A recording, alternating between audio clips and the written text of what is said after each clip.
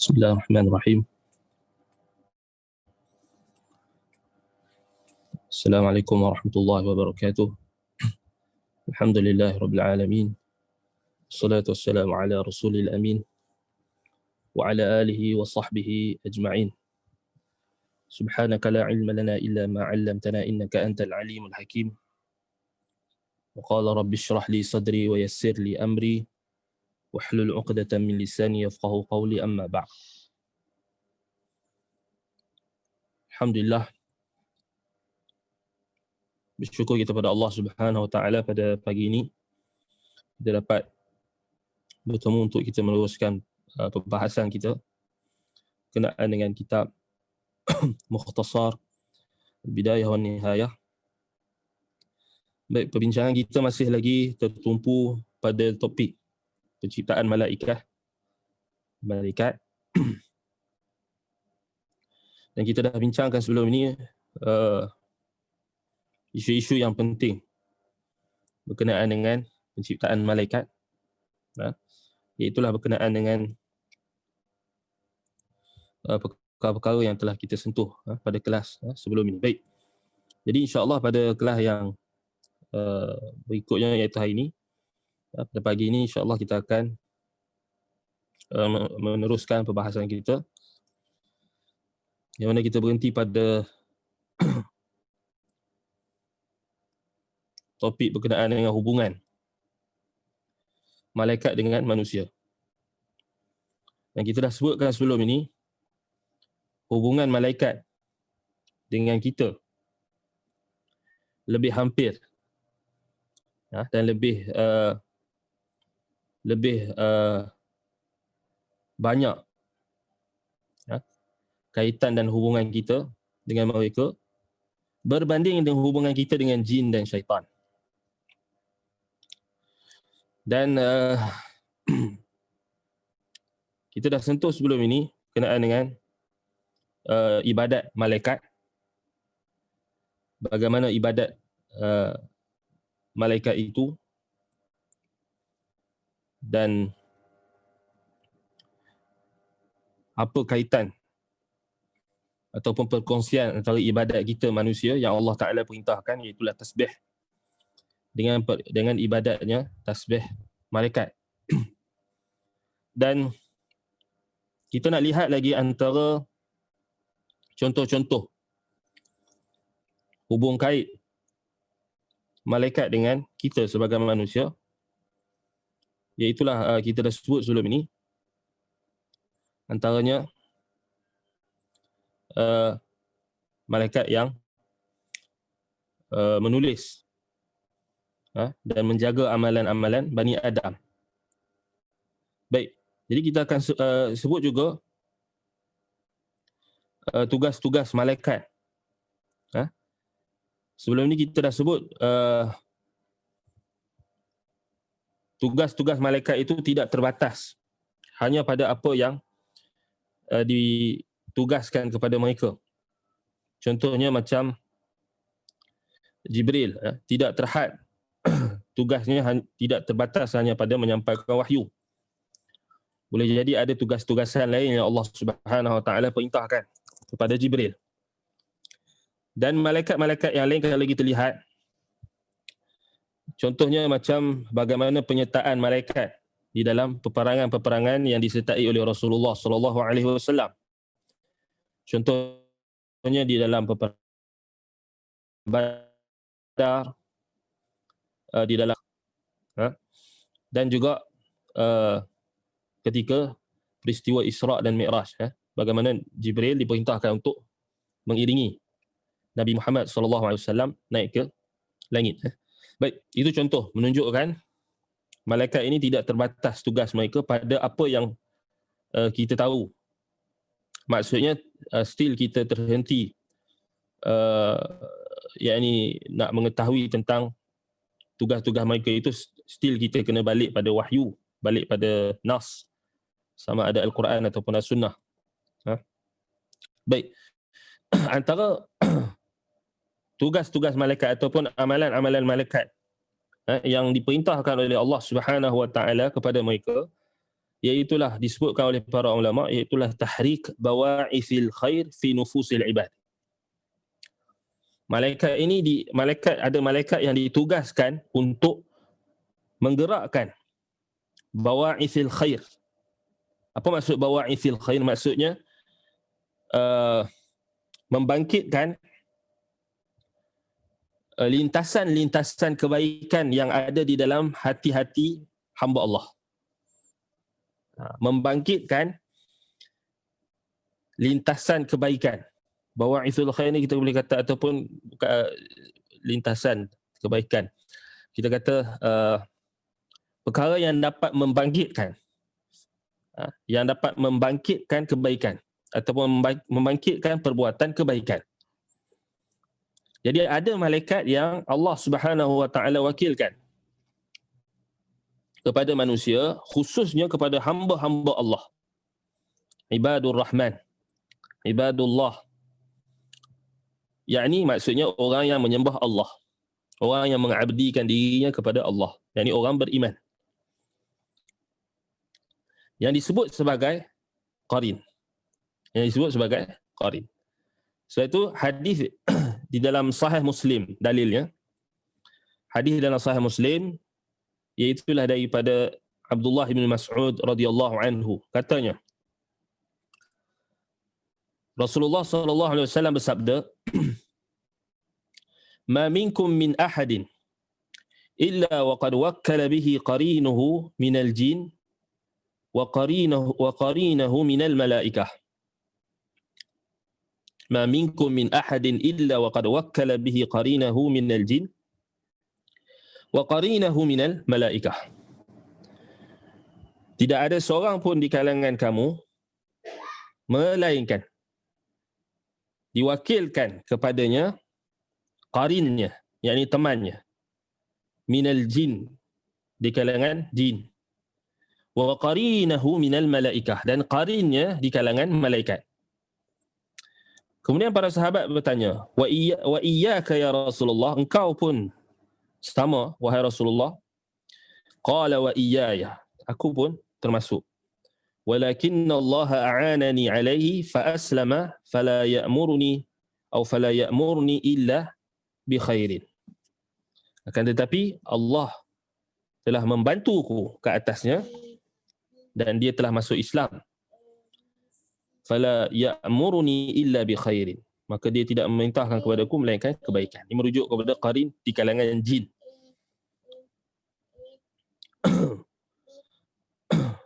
Jadi ini dalil yang jelas menunjukkan kepada kita setiap di kalangan kita ini ada jin dan ada malaikat yang menjadi teman. Itu disebutkan oleh para ulama. Yang ini kita tak nampak lah. Ini kita tak nampak. Malaikat yang bersama dengan kita itu Allah Subhanahu Wa Taala wakilkan untuk menggerakkan perkara-perkara kebaikan. Yang disebut sebagai tahrik bawa'ithil khair. Tahrik bawa'ithil khair. Dia menggerakkan, dia membangkitkan perkara-perkara kebaikan dalam jiwa kita untuk kita lakukan. Misalnya apa sahaja ketaatan, kebaikan yang terdetik di dalam hati kita berdasarkan hadis ini, maka ianya adalah bantuan daripada Allah melalui malaikat-malaikat yang Allah wakilkan. Baik. Sebab itu kalau kita tengok balik, jika seseorang itu menjaga hubungannya dengan Allah, menjaga hubungannya dengan malaikat. Apa maksud menjaga hubungan dengan malaikat? Maksudnya menjaga hubungan dengan Allah lah. Kerana malaikat adalah makhluk Allah yang Allah perintahkan untuk membangkitkan perkara-perkara kebaikan dalam jiwa kita. Maksudnya di sini, kita tahu dah, kita dah bincang sebelum ni, malaikat dia suka dengan apa yang Allah suka. Maksudnya malaikat ni dia takkan bermaksiat kepada Allah. dia takkan menentang perintah Allah. Dia sentiasa mentaati perintah Allah. Apa yang malaikat suka, maka Allah Subhanahu wa taala suka. Apa yang Allah suka, malaikat suka. Itu lazim dia. Contohnya, malaikat tak suka bau busuk. Sebagaimana manusia tak suka bau busuk. Innal malaikata tata'adza atau yata'adza atau tata'adza kama yata'adza banu Adam. Sesungguhnya malaikat itu merasa tidak selesa ataupun rasa disakiti ataupun rasa sakit,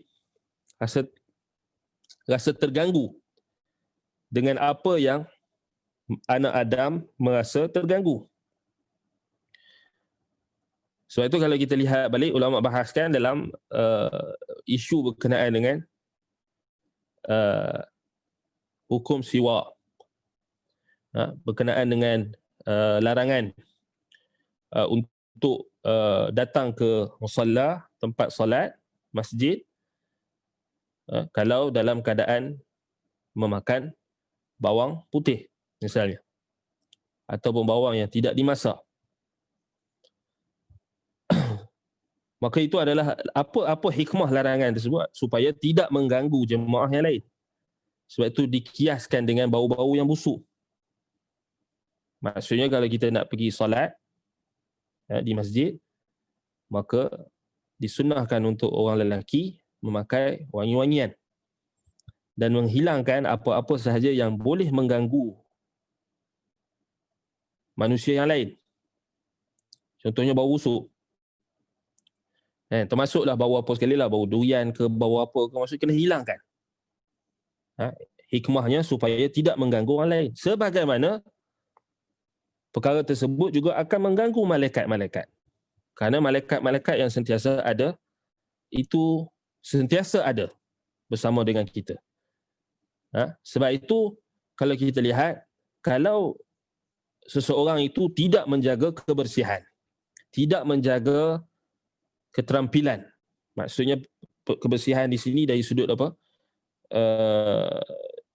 Rohani dan jasmani. Rohani, kebersihan daripada perkara-perkara yang dimurkai oleh Allah, kebersihan daripada syirik, kebersihan daripada perkara yang muhdatsatil umur, perkara tokok tambah di dalam agama, kebersihan daripada maksiat, kebersihan daripada akhlak yang buruk, bersih dari segi rohani, bersih dari jasmani, dari segi jasmani, iaitulah apa? Menjaga kebersihan pakaian, menjaga kebersihan mulut, menjaga kebersihan yang ini dari sudut penampilan, fizikal, jasmani. Maka itu jugalah akan memberi pengaruh. Sebab itu kita katakan di sini, apa sahaja yang berkait dengan penampilan jasmani ada kaitan dengan rohani kita dan saling melazimi. Saling melazimi. Sebagaimana hubungan antara kita dengan malaikat juga saling melazimi. Maksudnya di sini, malaikat itu akan ada bersama dengan kita selagi mana ataupun sejauh mana kita sentiasa menjaga hak-hak Allah dan sentiasa kita melazimi perintah-perintah Allah Subhanahu wa taala dan direalisasikannya di dalam kehidupan seharian kita. Sebab itu kita jangan ambil pandang remeh berkenaan dengan kebersihan. Innallaha yuhibbut tawwabin wa yuhibbul mutatahhirin. Ayat itu kalau kita lihat merujuk kepada orang-orang yang suka bertaubat dan orang-orang yang suka menyucikan diri. Maksudnya di sini kata para ulama tafsir, iaitulah orang yang berwuduk. Sebahagian ulama tafsir mengatakan orang yang berwuduk, orang yang suka solat lah, orang yang melazimi solat. Dan sudah tentulah orang yang menjaga solat, dia akan menjaga kebersihan. Itu lazim dia. Mafhum mukhalafahnya, Maksudnya makna yang bertentangan, sesiapa yang tidak menjaga solat, maka dia tidak menjaga kebersihan. Kerana dia tak apa, tak ambil wuduk setiap kali waktu solat. Dia tak jaga kebersihan. Kebersihan hati dan juga kebersihan fizikal, kebersihan rohani dan jasmani. Kerana seorang Muslim akan meletakkan kebersihan rohani dahulu sebelum apa-apa sekalipun bentuk kebersihan. Penjagaan, keterampilan seseorang itu adalah bergantung dengan sejauh mana keterampilan rohaninya. Sebab itu ini ada kaitan dengan hubungan kita dengan malaikat. Sebagaimana dalam hadis-hadis yang banyak, malaikat juga merasa terganggu kalau apa yang kita yang ada di sekeliling kita juga adalah perkara-perkara yang boleh mengganggu orang lain. Kerana malaikat adalah makhluk Allah. Sebab itu disebutkan oleh Nabi SAW, innal malaikata tata'adza kama tata'adza banu Adam. Kama yata'adza banu Adam. Malaikat itu merasa terganggu dengan apa yang anak-anak Adam merasa terganggu dengannya. Maksudnya kalau kita rasa terganggu dengan bau yang tidak enak, bau yang tidak sedap, bau yang busuk dan sebagainya, maka malaikat juga akan terganggu. Sebab itu kenapa kalau kita tengok Nabi SAW sangat menyukai wangi-wangian. Bahkan di dalam hadis yang diriwayatkan oleh Imam An-Nasa'i, Abu Daud dan sebagainya, Imam Ahmad dan sebagainya, Nabi SAW bagi tahu tentang hubbiba ilayya as-salath. Allah Ta'ala telah mencampakkan di dalam kecintaan di dalam hatiku, telah menjadikan fitrah kecintaan padaku terhadap 3 perkara. Antaranya apa? Atib, minyak wangi, wangi-wangian. Jadi Nabi SAW sukakan wangi-wangian. Sukakan wangi-wangian. Sebab itu kalau kita tengok balik kajian daripada pihak pengkaji-pengkaji yang membuat kajian tentang hubung kait antara wangian, dipanggil apa, bagaimana wangi-wangian ini dapat memberikan kita kata ketenangan ataupun dapat menjadi apa panggil sekarang ni istilah dia, orang panggil dari istilah dia terapi. Bagaimana wangi-wangian itu menjadi terapi untuk menghilangkan stres, untuk menghilangkan perkara-perkara yang kita kata yang tidak baik, ataupun maksudnya tidak baik di sini dari sudut perasaan-perasaan negatif dan sebagainya. Dapat membangkitkan kita kata apa, semangat yang lebih baik. Wangi-wangian ada kesan, ada pengaruh. Sebab itu Nabi SAW setiap hari Jumaat akan kita kata apa, akan memerintahkan supaya masjid dibukhurkan, ataupun kita kata dipasang bukhur, wangian. Dan apa sahaja kalau kita tengok perkara-perkara yang secara fitrahnya adalah perkara yang manusia dapat menerimanya. Maksudnya manusia sepakat. Tak ada wangian ni, tak ada orang tak suka. Kecuali kalau wangian yang kita kata yang di luar apa, batasan, ataupun wangian yang kita kata ialah mungkin berbeza-beza dari sudut minat ataupun kecenderungan seseorang. Wangian macam ni, wangian macam tu, kita tak boleh nak selaraskan kesukaan. Tetapi kalau kita tengok balik, itu antara perkara yang kita perlu lihat. Kadang-kadang mungkin suasana di rumah kita itu tidak membantu kita untuk menimbulkan ataupun mendatangkan al-bawa'ithul khair. Dipanggil bawa'ithul khair. Sebab itu kaitan yang jelas sekarang ini, malaikat ni dia menggerakkan tahrik bawa'ithil khair. Maksudnya dia menggerakkan, mendatangkan perkara-perkara kebaikan, lintasan untuk kita melakukan dalam hati kita ini, untuk kita melakukan perkara kebaikan. Sebab itu kalau bau yang busuk, kalau bau yang tidak bagus, maka ianya takkan memberi, dia akan menyerabutkan. Tak percaya, cuba tak mandi seminggu. Itu senang. Selalu kita bagi perumpamaan. Cuba tak mandi seminggu. Okey, cukup. Cuba. Kecuali kalau duduk di tempat yang sejuk lah. Cuba dekat Malaysia ni tak mandi seminggu. Tak payah seminggu lah, sehari. Sehari tak mandi. Apa perasaan kita? So kita akan akan rasa tak selesa. Akan rasa tak selesa. Cuba tak basuh baju seminggu, tak basuh baju yang kita pakai seharian, pun kita akan rasa tak selesa. Bajunya, tempat tinggal kita, cuba tempat tinggal kita, rumah kita tak dikemas, tak di vacuum, akan penuh habuk.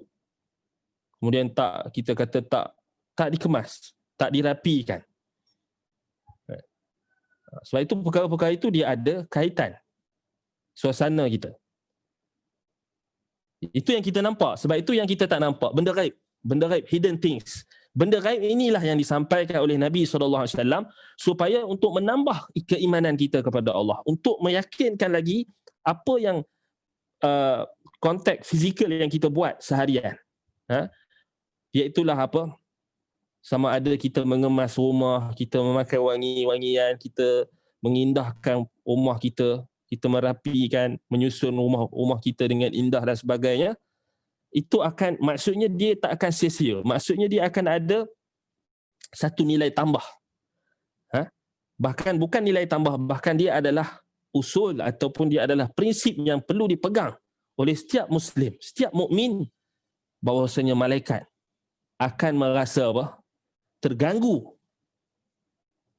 dengan apa yang kita manusia merasa terganggu dengannya. Kan? Tambah-tambah PKP sebelum ni. Kan? Ada orang tanya, macam mana? Dia tanya kita lah, macam mana? Ada anak yang ramai ni kan? Ada anak yang ramai, macam mana uruskan anak waktu PKP? Kita pun bagi tips. Baik, kalau kita seorang-seorang tak apalah kan? Kita duduklah macam mana. Tapi kalau kita ada anak, baik, kita terpaksa duduk di rumah dalam tempoh masa yang lama. Jadi sebagai seorang ibu ataupun ayah, dia kena kreatif. Antaranya kalau ada rumah yang kecil, kalau orang rumah kecil ni dia senanglah dia nak ubah. Kan? Kalau orang yang rumah besar susahlah macam dia nak ubah kedudukan. So kalau kita tengok balik, ada asatizah kita pun dia buat macam benda yang sama. Teknik dia, kita kena nak bagi budak-budak kecil ni, budak 4-5 tahun ni dan ke bawah. So nak bagi dia orang tak bosan, antaranya adalah kita tukarkan kedudukan perabot ke, kalau ada perabot, tukarkan kedudukan, maksudnya susunan dalam rumah tu. Itu antara teknik lah. Dan memang menjadilah, Ana pun cuba buat dan memang menjadi. Memang jadi. Maksudnya anak-anak dia jadi happy lepas tu. Maksudnya sebelum tu dia jadi serabut je kan. So dia jadi happy. Kemudian pasang kita kata wangi-wangian.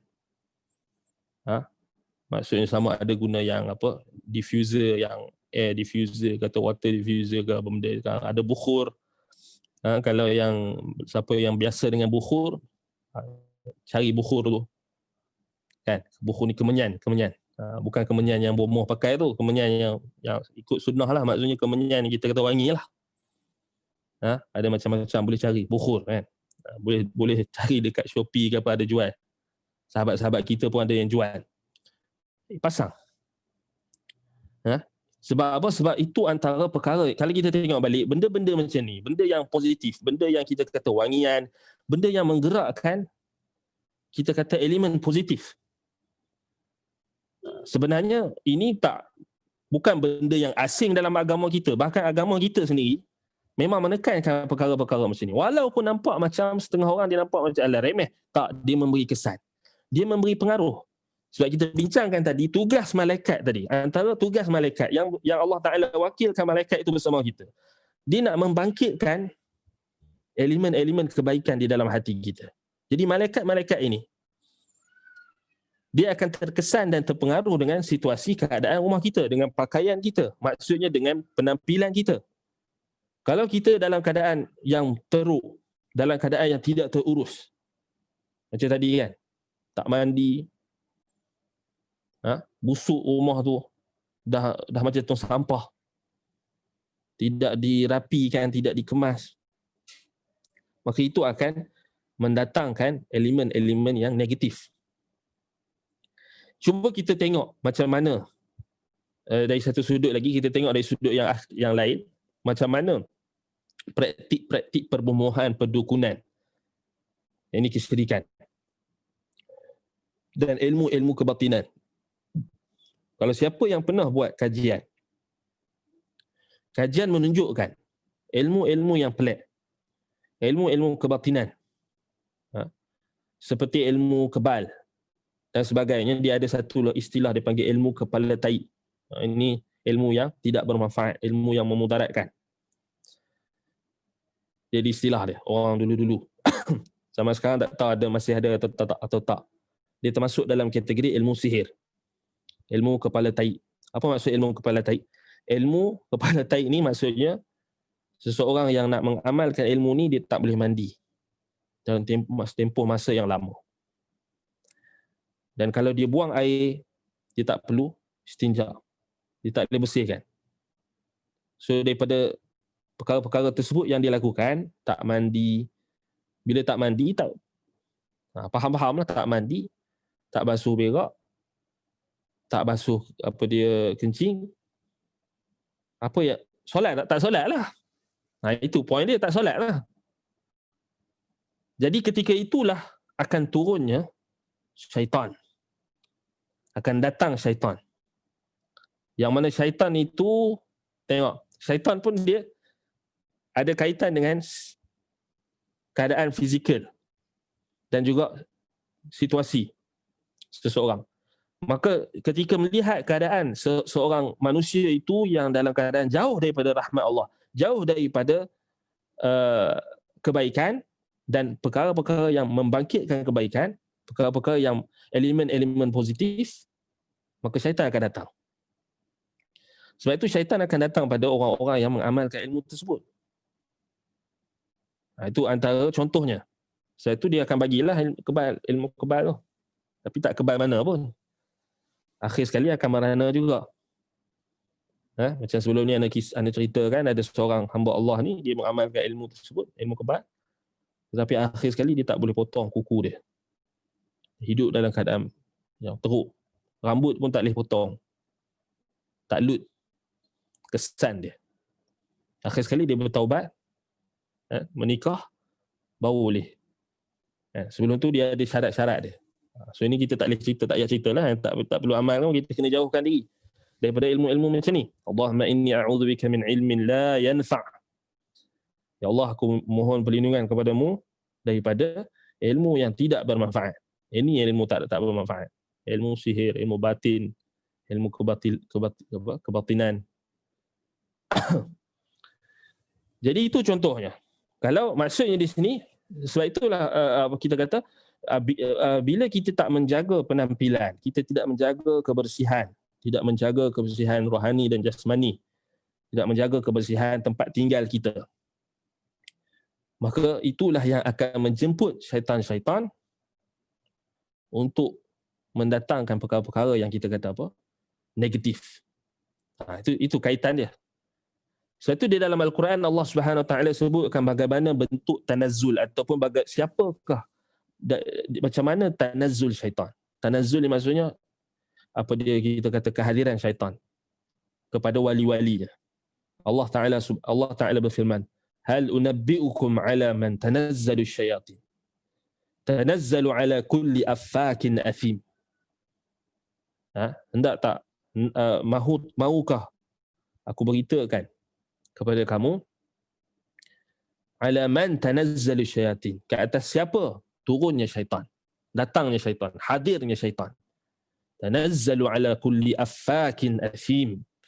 Syaitan itu dia datang, dia hadir pada orang-orang yang affak, orang-orang yang banyak melakukan pendustaan, athim, lagi banyak melakukan perkara-perkara dosa.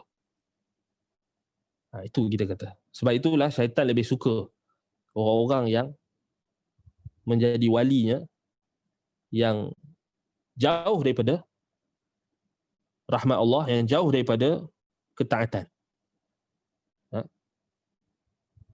Sebab itu Allah Subhanahu Wa Taala sebut dalam Quran, wa may ya'shi an dzikrir rahman nuqayyid lahu syaitan fahuwa lahu qarin.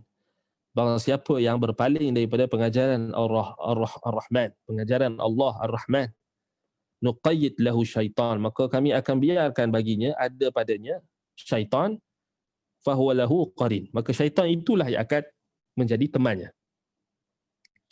Sebab itu teman bagi bomoh-bomoh, dukun-dukun, pawang-pawang ini adalah syaitan. Adalah syaitan. Sebab itu kita sebagai orang beriman, kita kena jaga. Sebab itu antara kesan kita beriman dengan malaikat adalah kita sentiasa menjaga. Menjaga keterampilan kita, menjaga rohani dan jasmani kita, menjaga tempat tinggal kita, menjaga persekitaran kita. Demikian jugalah dalam konteks kita nak menjaga diri kita, menjaga persekitaran kita, adalah dalam konteks kita menjaga dan memerhatikan apa yang kita baca, dan kita memilih apa yang kita dengar, dan kita memilih dengan siapa kita nak berkawan, sebab dia termasuk dalam ruang lingkup persekitaran kita. Demikian juga dalam konteks di dalam alam maya. Siapa yang kita nak ikut, siapa kita nak follow, siapa yang kita nak ikuti berita-berita perkembangan. Pastikan apa? Orang yang kita ikuti, sama ada di laman sosial ataupun di mana-mana sahaja, adalah orang yang dapat membangkitkan elemen-elemen positif. Iaitulah apa? Membangkitkan perkara ketaatan. Maksudnya bila kita baca dia punya tulisan, dia akan menggalakkan kita melakukan ketaatan. Bila kita tengok dia punya post di mana-mana, di Instagram ke, Facebook ke, Twitter ke, kat mana ke, maka dia akan menggalakkan kita melakukan ketaatan. Maka ikutlah orang macam tu. Dengar nasihatnya, jadikan dia sebagai, maksudnya circle kita, maksudnya orang yang ada dalam sekeliling kita yang boleh membentuk nilai-nilai positif, nilai-nilai iman di dalam kehidupan kita.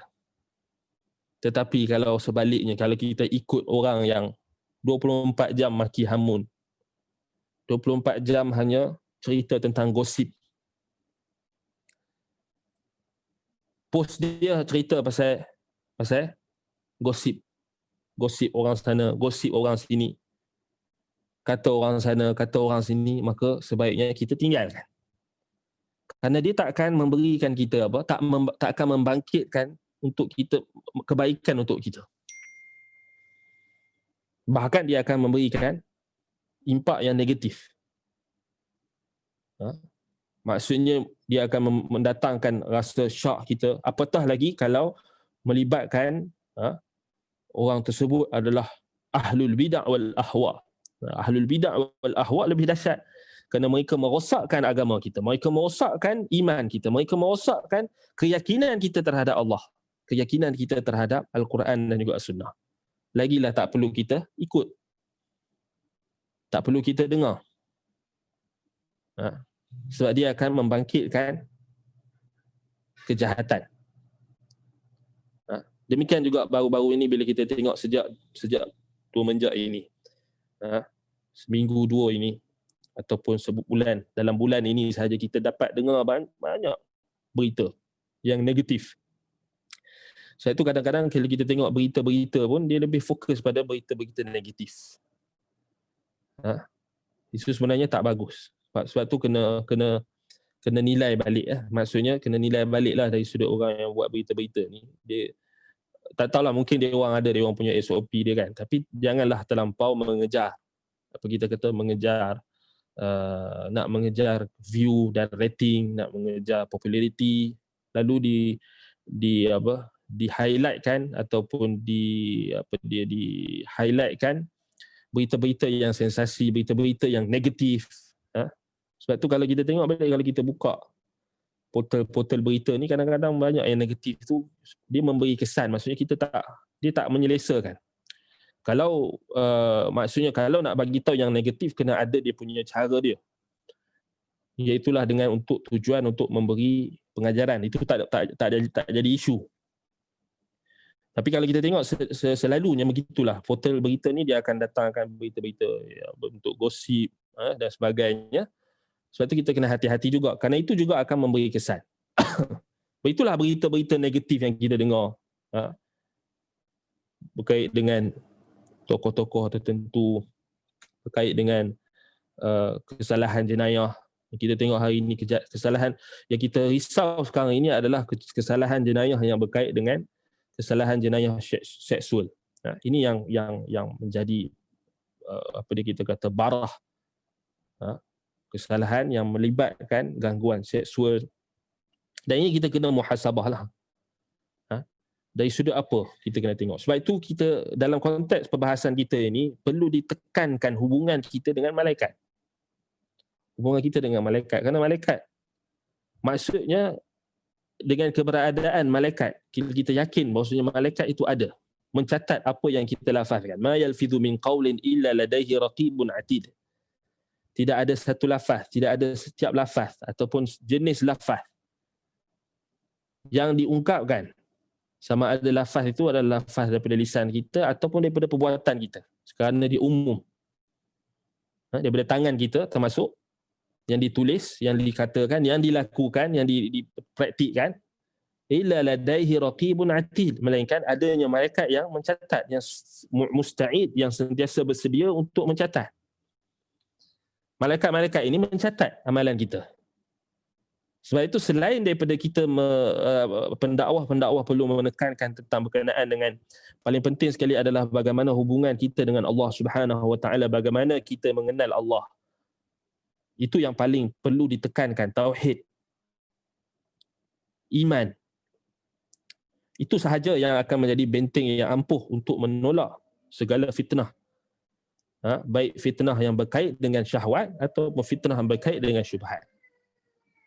Yang kita tengok hari ini, fitnah berkait dengan syahwat ni sangat berbahayalah.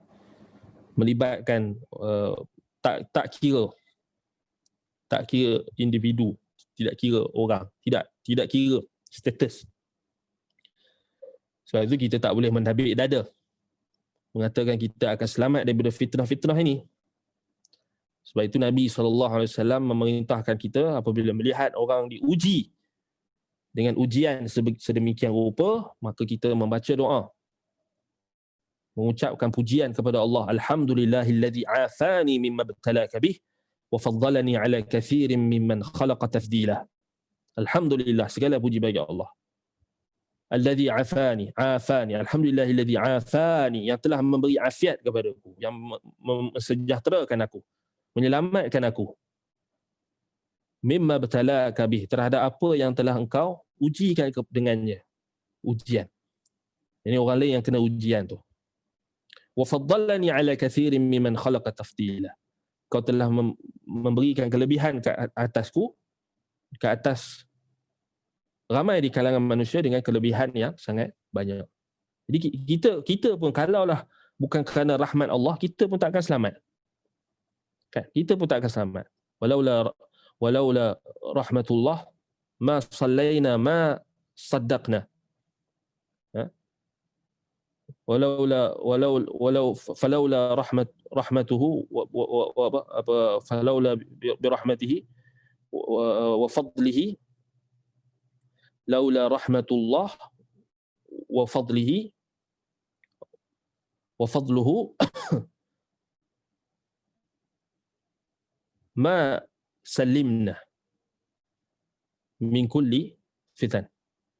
Kalaulah tidak kerana rahmat Allah, kurniaan Allah, tentulah kita takkan selamat. Tak ada seorang pun yang akan selamat daripada segala mara bahaya, daripada segala fitnah, mihnah, tribulasi, ujian di dalam kehidupan. Sebab itu kita kena beringat. Macam isu-isu yang berlaku sejak 2 menjak ini, memang kita tak nafikan media-media yang ada kepentingan tertentu cuba untuk meng-highlightkan kononnya ini adalah perlakuan orang-orang yang dikaitkan dengan dakwah, dikaitkan dengan agama. Itu memanglah kita tahulah, kerana benda-benda itulah yang akan mensensasikan, akan menjadikan berita tersebut dibaca dan diklik, pautan tersebut akan menaikkan rating dan sebagainya. Tetapi bagi kita sebagai seorang mukmin, kita tak boleh melihat dalam konteks hanya nak menaikkan rating semata-mata. Bahkan kita kena lihat dari sudut adakah perkara tersebut akan terus berterusan, dan yang paling penting, adakah hal tersebut kita juga akan selamat daripada hal tersebut. Sebab itu kita tak boleh memandang remeh perkara-perkara yang sedemikian rupa. Fitnah berkait dengan syubhat, fitnah berkait dengan syahwat, khususnya syahwat berkenaan dengan fitnah wanita.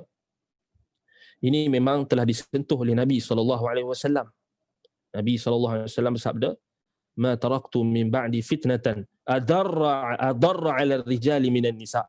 Tidak ada sesuatu yang aku pernah tinggalkan, yang aku tinggalkan setelahku, yang lebih memudaratkan ke atas seorang lelaki berbanding wanita. Maksudnya fitnah wanita ni paling memudaratkan. Bagaimana Bani Israel, fitnah yang berlaku, yang merosakkan, pertama sekali yang merosakkan Bani Israel adalah daripada fitnah wanita. Sebab itu perkara ini perlu dipandang penting dan perlu dipandang serius oleh pihak berkuasa, pihak kita kata Jabatan Agama, JAKIM, Kementerian Agama dan sebagainya, perlu dipandang serius. Penjagaan dari sudut wiqayah, prevention. Penjagaan dari sudut kita kata, ya memang kita dah usaha untuk menjaga batas-batas, tetapi adakah sejauh mana seriusnya kita dalam menjaga batasan-batasan syariat, khususnya ikhtilat, yakni pergaulan bebas antara lelaki dan wanita, yang kita lihat itu adalah punca utama pergaulan yang tak dikawal di alam maya ataupun di alam reality. Di alam maya kerana tak boleh dikawal, sebab siapa yang nak kawal? Mana ada tak ada kita kata apa-apa bentuk aplikasi ataupun sistem yang nak kawal, mana ada? Apa yang boleh kawal? Hubungan kita dengan orang lain, khususnya anak-anak muda hari ini yang jiwa mereka memberontak, bergelojak nafsu syahwat. Yang nak kawal hanyalah iman, keimanan kita kepada Allah Subhanahu Wa Taala, itu sahaja. Innan nafsa la'ammaratun bisu illa ma rahima rabbi. Wa ma ubarri'u li nafsi. Innan nafsa la'ammaratun bisu illa ma rahima rabbi. Aku tidak mampu, kata Nabi Yusuf AS, tak mampu untuk apa? Menguasai jiwaku sendiri.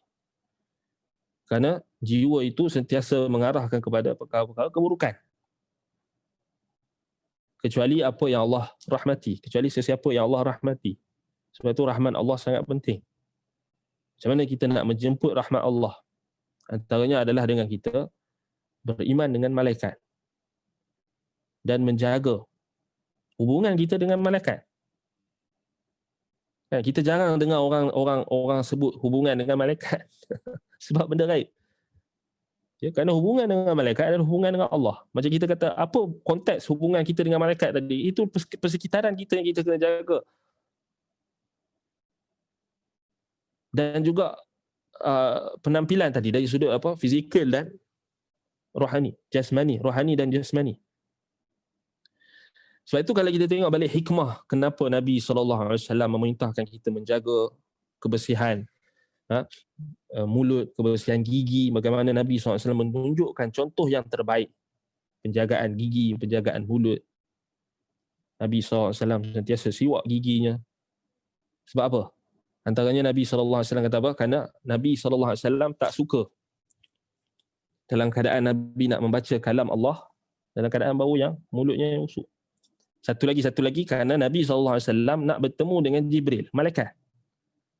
So Nabi SAW tak mahu bertemu dengan malaikat dalam keadaan yang tidak baik. Kita kalau kita nak bertemu dengan orang-orang yang ada kedudukan, nak pergi ambil jawatan atau pangkat, nak pergi ambil dipingat daripada sultan ataupun raja, kita akan prepare, siap-siap. Pakaian kita digosok, kemudian dengan wangiannya, dengan macam-macam. Tapi sejauh mana kita dengan Allah SWT ketika solat kita? Ketika kita dengan malaikat, maksud ketika kita baca Quran, ketika kita beribadat. Sebab itu pengaruh persekitaran itu akan memberi kesan. Baik. Kemudian kalau kita tengok balik dalam hadis yang lain, Nabi SAW, antaranya hadis Ibnu Mas'ud lagi, kata Nabi SAW, inna lisyaitan lammatun bibni Adam walil malaki lammah fa amma lammatu syaitan fa ib'adu syarr fa i'adu bisyarr wa takdhibi bil haqq wa amma lammatul malak fa i'adul khair wa tasdiq bil haqq faman wajada min dhalika syai'an falya'lam annahu min Allah waliyahmadillah ومن وجد الأخرى فليتعوذ بالله من الشيطان الرجيم ثم قرأ الشيطان يعيدكم الفقر ويأمركم بالفحشاء والله يعيدكم مغفرة منه وفضلا والله واسع عليم. Baik. قال Imam Ibn Kathir rahimahullah, هكذا رواه الترمذي والنسائي في كتاب التفسير من سننهما جميعا عن هناد بن السري وأخرجه ابن حبان في صحيحه عن أبي يعلى الموصلي عن هناد به وقال الترمذي حسن غريب وهو حديث أبي الأحوص يعني سلام ابن سليم. Baik. Hadis ini maksudnya kata Nabi SAW, sesungguhnya bagi syaitan itu adanya lammah. Ini lamah ni, kita nak terjemah apa lamah ni? Iaitulah gerakan, kita kata tahrik nufus, tahrik bawa'if. Dia mendatangkan perasaan ataupun dia mendatangkan, meniupkan kita kata meniupkan sesuatu.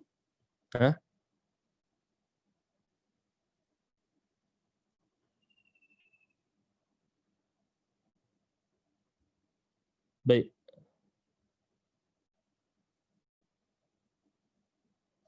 Kita kena tengok syarah hadis ni. Jangan anda cek sekejap syarah hadis supaya kita jelas apa maksud lammah. Jangan anda cek. Hadis ni dalam riwayat Imam At-Tirmidzi. Lammah, lammatus. Inna lisyaitan lammah.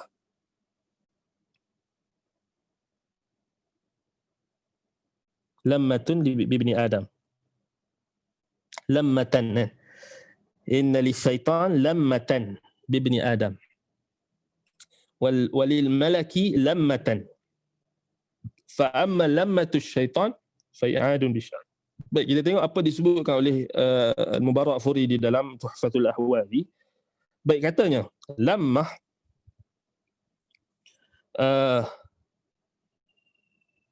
Bifathil lam wa syiddatul mim minal ilmam wa ma'nahu an-nuzul wal qurb wal isabah wal muradu biha ma yaqa'u fil qalbi biwasitati syaitan awil malik. Yang ini lintasan hati. Lintasan. Itulah kita kata hasutan ataupun bisikan ataupun lintasan hati. So syaitan dia ada keupayaan. Maksudnya kita kena faham syaitan ni dia tak boleh menguasai kita. Dia tak boleh menguasai orang-orang yang mengikhlaskan ibadat mereka kepada Allah. Itu janji Allah. So banyak benda yang dia tak boleh buat. Dia tak tahu apa isi hati kita. Tetapi dia boleh, kita kena faham syaitan, iblis, dia tak tahu isi hati kita. Dia tak tahu apa yang kita akan buat. Dia tak tahu. Dia tak boleh baca mind kita. Tak boleh. Kan? Even dalam Bible sekalipun, dalam New Testament, dalam Old Testament, syaitan tak boleh. Satan ni dia tak boleh baca minda kita. Macam juga dalam Al-Quran dan Sunnah, syaitan tak boleh baca pemikiran kita. So jangan takut dengan hantu, jangan takut dengan syaitan. Hantu tak wujud. Syaitan pun dia tak boleh tahu apa yang kita nak buat. Dia tak tahu. Dia tak ada keupayaan tu. Tetapi Allah Subhanahu Wa Taala bagi dia satu keupayaan. Keupayaan apa? Dia boleh mendatangkan hasutan, was-was, keraguan dan juga lamah. Lamah ni itulah apa? Bisikan tadi. Dia boleh datangkan. Kan? Dia boleh datangkan. Kan? Yang itu boleh. Itu maksudnya itu dalam daerah teritori kemampuan dia. Wah, ada pun selebih pada tu dia boleh kontrol kita ke, dia tak boleh. Dia tak boleh. Kecuali wali-wali, kecuali orang yang berlindung kepada syaitan. Orang yang taat kepada syaitan itu akan mudah ditipu dan diperdayakan oleh syaitan. Baik, lamah ini, kalau kita tengok dalam hadis ini, Nabi SAW tafsirkan apa itu lamah. Itu tafsiran yang lebih jelas. Baik, disebutkan di sini dengan jelas. Nabi SAW bersabda, فَأَمَّا لَمَّةُ الشَّيْطَانِ فَإِعَادُ بِالشَّرْ وَتَكْذِيبِ الْحَقِّ. Apa bentuk lintasan hati? Lamah. Yang kita sebutkan bahawasanya tahrik bawa'if syar. Dia menggerakkan elemen-elemen keburukan. Dia meniupkan elemen keburukan dalam hati kita. Kata Nabi SAW, lammatus syaitan, iaitulah apa? I'adu bisyar. Dia menyediakan, prepare untuk kita kejahatan. Dia preparekan kepada kita jalan-jalan keburukan. Dan keburukan itu sendiri. So sebab itu, kalau kita mengaji dalam kitab Ighathatul Lahfan, ataupun fi masaidi syaitan karangan Imam Ibn Qayyim, Imam Ibn Qayyim bincangkan tentang tipu daya syaitan. Macam mana tipu daya syaitan? Sangat halus. Kan? Sebab itu kita kena hati-hati. Syaitan yang datang kan. Contohnya, kita tahu rata-rata orang-orang yang terjebak di dalam jenayah yang kita kalau tengok jenayah berkait dengan serangan seksual, dan macam-macam lagi yang seangkatan dengannya, berkait dengan syahwat. Kan? Cuba kalau kita tengok balik modus operandi jenayah-jenayah yang berlaku. Contohnya macam ada kes yang berlaku di mana wanita-wanita ini diperkosa dan dipergunakan ataupun diperdayakan, dan pemangsa tersebut menggunakan titlenya sebagai seorang ustaz, sebagai seorang pengamal perubatan Islam. So itu banyak. Kalau kita buat sedikit kajian, kita buat sedikit pencarian secara rawak, kita akan dapati banyak berita yang sama, lebih kurang sama. So dari 10 tahun yang lalu, 20 tahun yang lalu, benda yang sama, berulang. Kan dulu bomoh dia tipu pesakit dia. So dia buat gangguan seksual pada pesakit dia. So pesakit dia pun ada yang cerdik, ada yang tak cerdik. Yang tak cerdik itu mudah dimakan lah. Sebab itu kenapa kita kena cerdikkan umat. Cerdikkan umat dengan ilmu, dengan tauhid, dengan sunnah, supaya tak mudah diperdaya. Tapi kalau kita reda dengan kebodohan, rela dengan projek pembodohan umat, maka kita akan terus diperbodohkan. So tengok, modus operandi dia akan gunakan, dia akan datang, dia tak akan datang dalam wajah yang jahat. Dia tak akan datang dalam wajah monster yang menggerunkan, dia akan datang dalam wajah penasihat. Dia akan datang dalam wajah seorang yang baik, yang nakkan kebaikan. Itu syaitan. Siapa yang datangkan idea tu? I'adu syar, i'adu bisyar, kata Nabi SAW, inna li syaitan lammatun. Itulah syaitan, tu kerja syaitan. Maksudnya sebelum berlaku maksiat itu, syaitan dah prepare dah. Dia punya apa, step by step. Step ni, kalau tak ada plan A, plan B, syaitan dah bagi dekat orang yang nak buat kejahatan tadi. I'adu syar.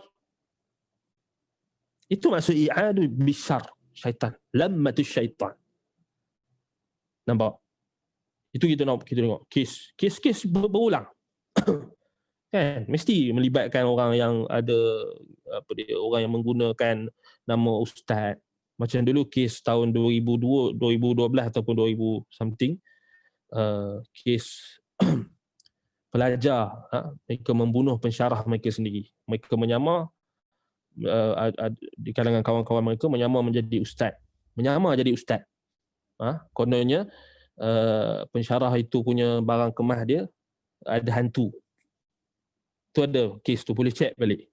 Boleh Google. Ada, bukan tak ada record. Cuba tengok. Pensyarah tu tak salahnya OKU kalau tak salah. Yalah, apa sekalipun situasi, tetapi kita kena belajar daripada sejarah. Tapi kita nampak berulang. Kerana masyarakat mudah terpedaya. Jadi kes tu antaranya dia menipu dia jadi bomoh. Dia kata dia ustaz rawatan Islam. Nah, ini yang paling banyak sekali. Dan Ana rasakan benda ni kerajaan kena ambil serius. Khususnya JAKIM, pejabat agama, Jabatan Agama Islam.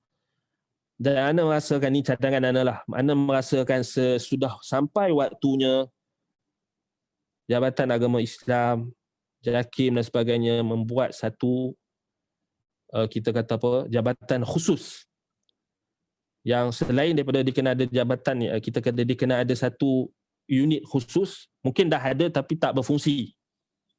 Anda pun tak tahu macam mana mereka nak membanteras ajaran-ajaran sesat satu, dan membanteras juga penipuan-penipuan yang menggunakan nama agama. Dipanggil skamer agama. Penting. Macam baru dalam bulan lepas kita dikejutkan dengan artifak palsu, sijil artifak palsu. Kita tak mau benda tu berulang.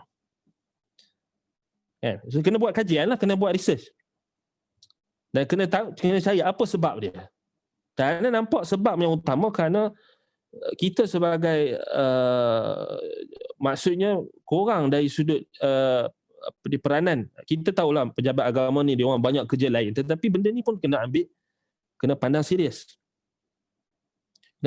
Penipuan menggunakan title pendakwah, title agama dan sebagainya, title ustaz dan sebagainya, title perawat Islam. Ini paling banyak, berulang-ulang. Paling banyak sekali. Menipu menggunakan nama rawatan Islam. Tak ada. Kita kata, maksudnya ialah tindakan tu setelah adanya laporan, tetapi kita tak mau membiarkan masyarakat terus diperdayakan. Orang yang ada pihak berkuasa, yang ada tanggungjawab mereka, yang ada kuasa di tangan mereka, kena laksanakan. Kena berfungsi. Itu kita kena tengok. Orang yang ada kuasa, dia kena gunakan kuasa dia. Man ra'a minkum munkaran falyughayyirhu biyadihi. Maksudnya barang siapa yang melihat kemungkaran, maka hendaklah diubah dengan tangannya. Dan orang pihak berkuasa adalah orang yang mampu mengubah kemungkaran dengan tangannya. Begitulah juga masyarakat. Masyarakat juga kena cakna. Kalau kena tipu, jangan diam. Ini masalahnya. Kena tipu dengan skamer, dia diam. Pasal apa? Takut, tak berani. Tak berani nak report. Pasal apa? Pasal ustaz. Scam. Ini kita dah banyak sentuh. Itu pun benda satu juga kita nak sentuh ni. Dia dah kena tipu, kemudian dia tak buat report. Kemudian orang lain kena tipu lagi. Pasal apa? Alah, kesian. Last sekali. Duk kesian macam tu. Orang lain kena tipu, orang lain kena tipu, orang lain pula kena tipu. Tak berkesudahan. Orang yang tak bertanggungjawab ni bila dia kena tipu, yang dia tak bagi tahu kat orang lain, tak bertanggungjawab. Ni kita kena tekankan sikit ni, macam mana kita nak tanamkan rasa bertanggungjawab tu. Bila dah kena tipu kan, macam cerita lah, orang kena tipu, kena report lah. Kena bagi tahulah dekat orang lain supaya orang lain tak kena tipu juga. Ini tak. Tu kadang-kadang dia terlampau sangka baik sangat pun tak boleh juga. Sebab tu bila dah ada bukti penipuan, jenayah yang dilakukan, sama juga macam isu jenayah-jenayah apa sekalipun, kena bagi tahu, kena bagi tahu dekat masyarakat apa yang berlaku. Kita tak mau benda tu dibiarkan menjadi barah. Akhir sekali yang mendapat, yang terpalit adalah mereka yang tidak berdosa, pendakwah-pendakwah yang baik.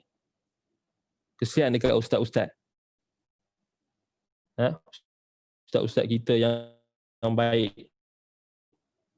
Ustaz-ustaz kita ada masalah palit dengan nama ustaz tu, dengan nama pendakwah tu.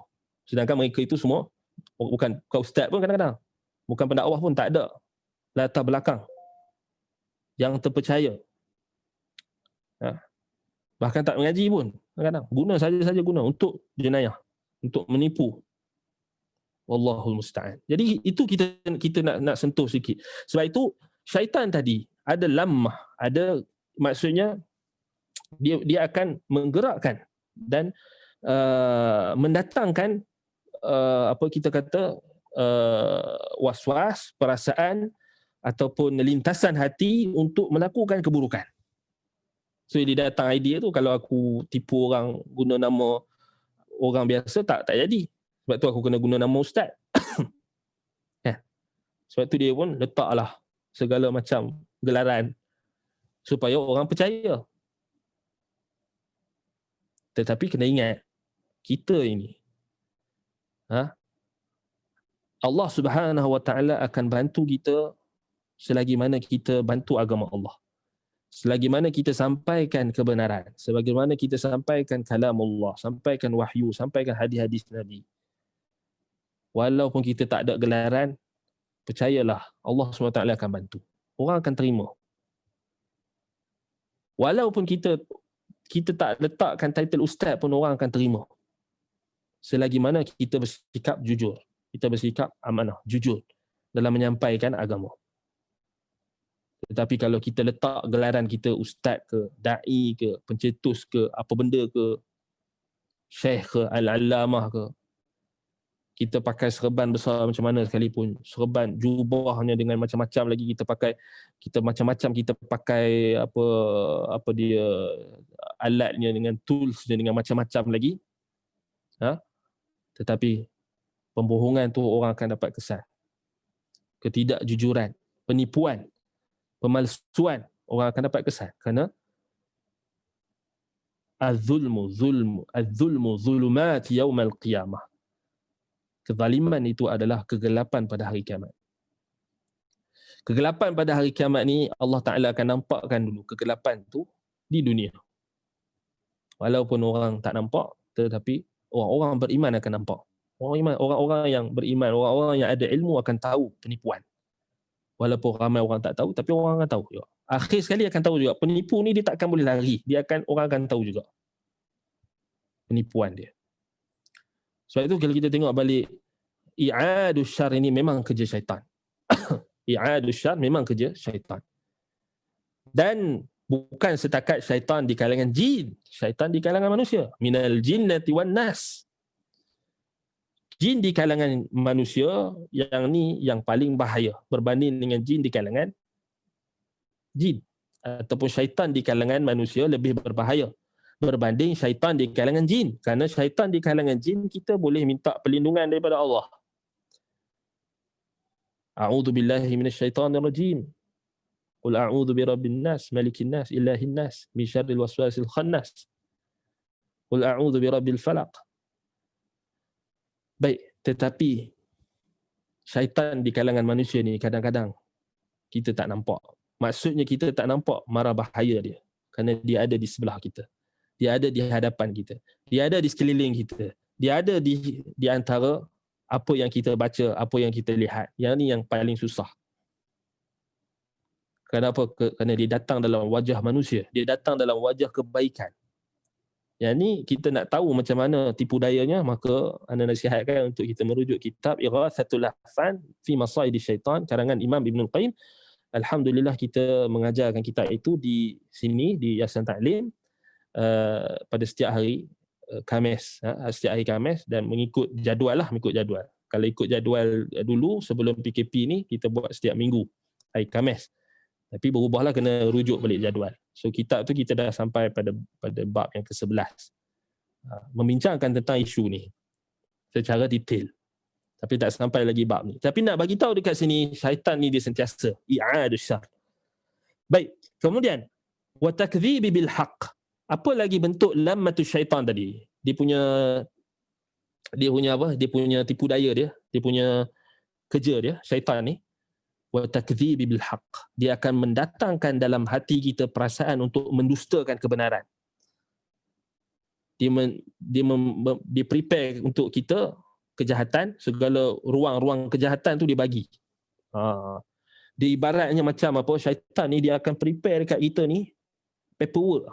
Dia macam dia akan prepare dulu paperwork untuk buat jahat. Dia dah design dah paperwork tu. Kemudian dia dah datangkan, dia dah visualize dalam hati kita macam mana nak buat jahat. Itu maksudnya lammatus syaitan. Sebab itu bila datang lammatus syaitan ni nak buat jahat, ada niat nak buat jahat, ada niat nak, ada sedikit tergerak hati nak buat jahat, putuskan terus. A'udzubillahi minasyaitonirrajim. Jangan kita layan, jangan kita biar. Kita nak buat jahat dengan orang. Kita nak mengumpat kawan kita. Kita dah start. Kemudian kita cepat-cepat ingat Allah. Cepat-cepat putuskan. Cepat-cepat kita istighfar. Cepat-cepat kita puji balik kawan kita tadi. Dalam majlis yang sama. Itu cara taubat. Kalau kita mengumpat kawan kita, saudara kita, sahabat kita, cepat-cepatlah kita istighfar, memohon maaf kepada dia. Kalau kita dah mengumpat, jumpa dengan dia, tak perlu kita sebut apa yang kita umpat, tapi kita kata dekat dia, wahai fulan, wahai alan, wahai saudaraku, wahai sahabatku, aku ada cakap benda yang tak baik tentang kau sebelum ni, maafkan aku. Itu yang disebutkan oleh Syekh Abdul Aziz Ibn Abdullah bin Baz rahimahullah dalam fatwanya. Baik, kalau kita takut dia tak boleh terima ataupun akan berlaku fitnah, pergaduhan dan sebagainya, tak payah kita cakap. Macam mana cara dia? Cara dia kita puji dia. Maksud puji bukan depan dia, puji dia belakang dia. Kalau kita dalam keadaan situasi kita masih lagi mengumpat tadi, berhenti dan sebut, gantikan dengan menyebut kebaikan dia. Kalau dia dah mati macam mana pula? Kalau dia dah mati, cukup kita beristighfar dan mendoakan kebaikannya. Gantikan dengan doa. Allahumma ighfir lahu warhamhu wa'afihi wa'fu anhu. Allahumma ighfir li. Allahumma ighfir lahu warhamhu. Rahmati dia. Banyakkan doa untuk dia. InsyaAllah Allah Ta'ala akan terima taubat kita. Putuskan terus. Kalau rasa macam ada rasa macam nak buat benda-benda maksiat, syaitan dah prepare, maka putuskan dengan tidak melakukan hal tersebut. Niat pun dah kena putuskan. Tergerak nak apa? Ni kan, tergerak nak contohnya macam zaman sekarang ni, tergerak nak mesej perempuan-perempuan ajnabi, maka putuskan. Tergerak nak melakukan perkara-perkara yang dimurkai oleh Allah, putuskan terus. Sebab itu orang lelaki dia kena jaga pandangan. Kerana daripada pandangan itu akan masuk ke hati. Qulil mu'minin an yaghuddu min absarihim wa qulil mu'minat an yaghuddna min absarihin. Sama juga wanita, kena jaga pandangan.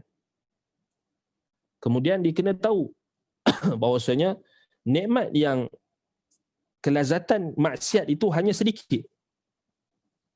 Maksudnya hanya sedikit. Maksudnya dia tak akan berpanjangan, dia tak akan berterusan, dia akan terputus. So, itu juga satu kaedah bagaimana kita nak menjauhkan diri kita daripada fitnah syahwat, maksiat yang berbentuk syahwat ini. Maka kita kena yakini bahawasanya syahwat, berkenaan dengan syahwat terhadap wanita ini, dia adalah benda yang dia bukanlah benda yang akan menggembirakan kita selama-lamanya. Bahkan dia akan membinasakan. Kelazatan ni yang dilakukan atas dasar maksiat ataupun maksiat yang dilakukan tidak akan menzahirkan kelazatan selama-lamanya. Bahkan dia akan melahirkan dan menatijahkan penyesalan selama-lamanya. Begitulah juga fitnah kita tengok hari ini, fitnah bagaimana kes jenayah seksual meningkat. Kan, orang mula berbahas, berbincang apa sebab, apa faktor. Dengan jenayah, kalau kita tengok balik faktor-faktornya sangat banyak. Dan macam mana kita nak hadapi. Sebab itu kaedah, bila kita faham berkenaan dengan urusan akhirat, agama kita, berkenaan dengan kenikmatan yang hakiki, iaitulah apa yang Allah sediakan di syurga, apa yang Allah sediakan di akhirat. Itulah kenikmatan yang hakiki. Dan di dunia Allah Subhanahu Wa Taala bagi kita nikmat.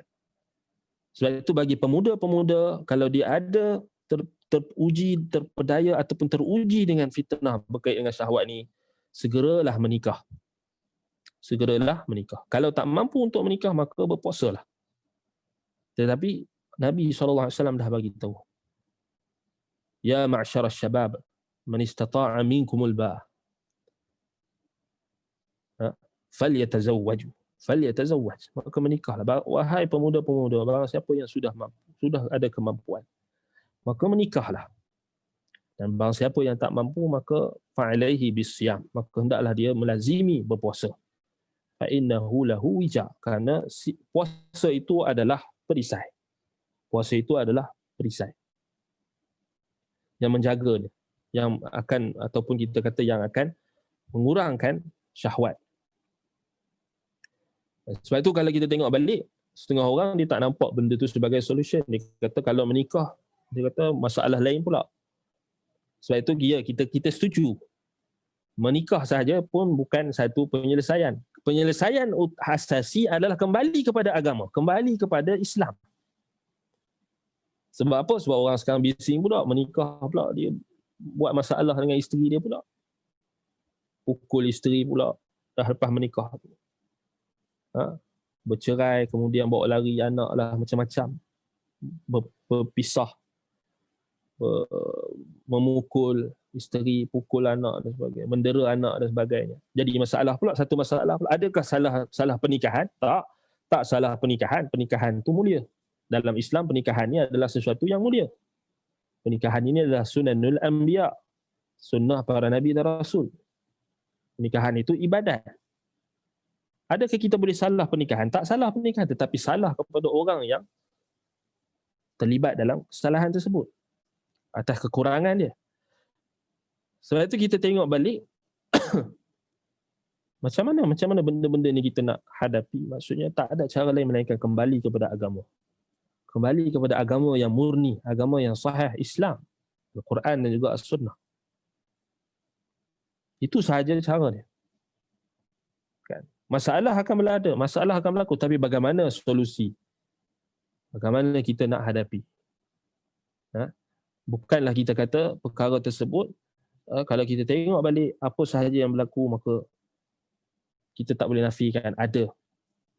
Bagaimana syaitan mendatangkan i'adu syar tadi, bisyar wa takdzibi bil haq, mendustakan kebenaran. Mendustakan kebenaran ni banyaklah.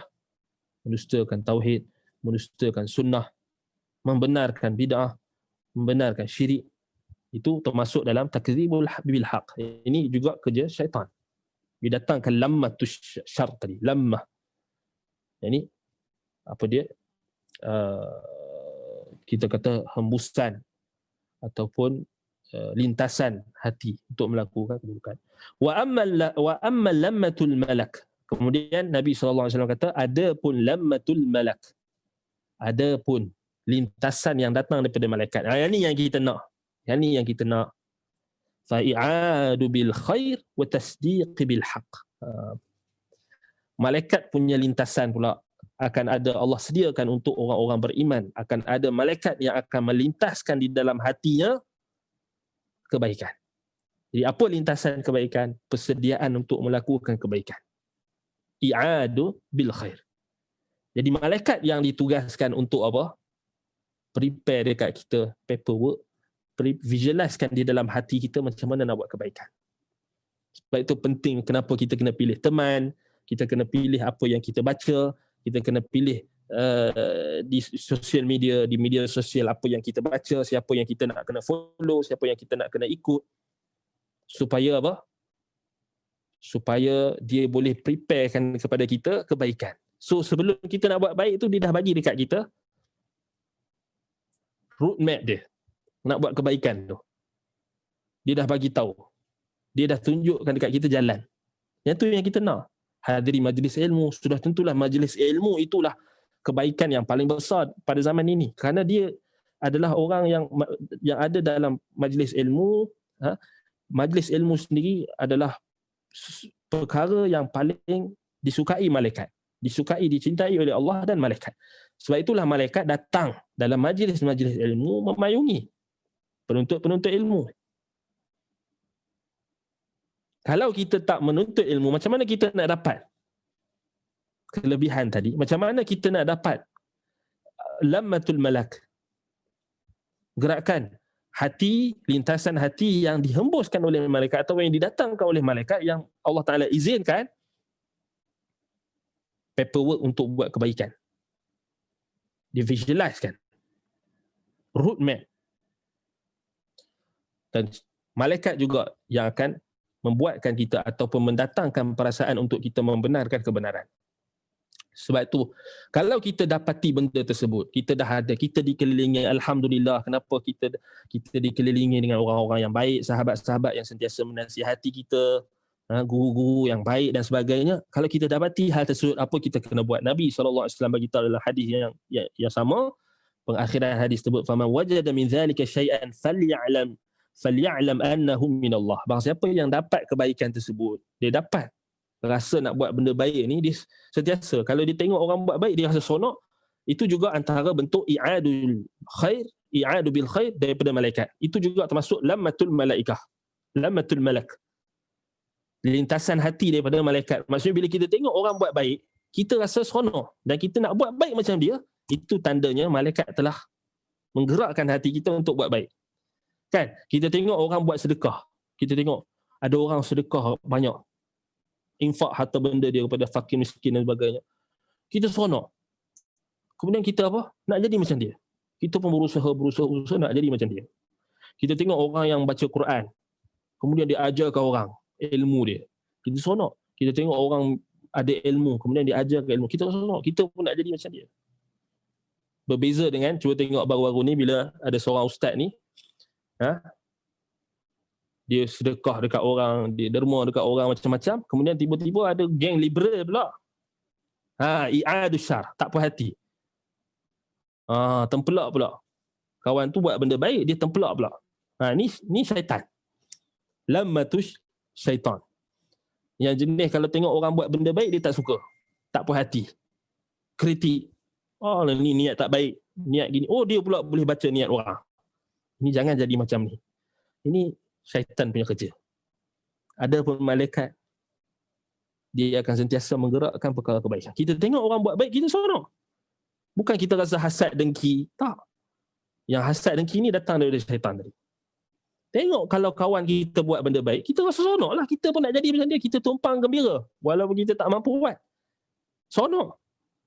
Pasal dia dapat sampaikan kebaikan kepada orang lain. Bukan kita rasa dengki, kita rasa hasad. Itu masalahnya orang kita. Dia kalau orang lain naik up sikit, dia rasa tergugat. Jangan ada perasaan macam tu. Sebab itu kita kena sentiasa tengok kebaikan tu Dan sentiasa yakin malaikat sentiasa ada yang akan menggerakkan kebaikan. Nampak? Wa tasdiqu bil haq, dan membenarkan kebenaran. Kalau orang mendatangkan kebenaran, maka kita akan benarkan. Tak kira siapa yang sebut. Kalau dia kebenaran, maka kita terima. Menepati Al-Quran dan Sunnah, maka kita terima. Itu jugalah tugas, fungsi malaikat tadi. Baik.